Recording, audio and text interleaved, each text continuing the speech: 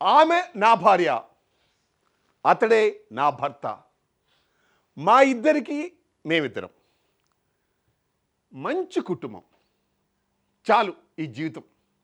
But అప్పుడప్పుడు చిన్ని గొడవ పడే నైజం. మరి ఈ సమస్యకు పరిష్కారం ఎలా? అసలు మనకు ఎక్కడ ఉంటేనే ప్రాబ్లం అనేసి పెట్టే పేడ సర్దుకొని వేరే ఇంటికి వెళ్ళిపోదామని నిశ్చయించుకున్నారు.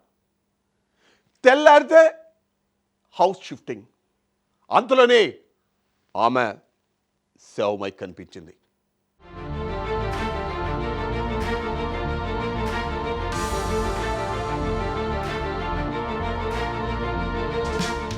అనుమానం పెనుభూతమైంది. వేరొకరితో వివాహేతర సంబంధం పెట్టుకుందన్న అనుమానంతో బండరాయితో మోది భార్యను హత్య చేశాడో భర్త.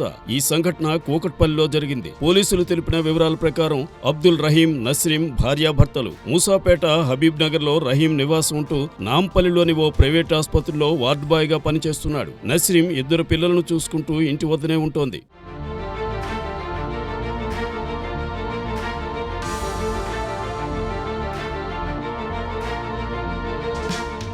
భార్య మరొకరితో వివాహేతర సంబంధం కొనసాగిస్తోందని అనుమానించిన రహీం కొంతకాలంగా ఆమెతో గొడవ పడుతూనే ఉన్నాడు. ఈ నేపథ్యంలో అతను ఇల్లు కూడా మార్చేందుకు సిద్ధమయ్యాడు. కూకట్పల్లి ప్రశాంత్ నగర్ పరిధి రాజీవ్ గాంధీ నగర్లో అద్దెకు ఇంటిని తీసుకుని మంగళవారం శుభ్రం చేసేందుకు ఇద్దరు వెళ్లారు.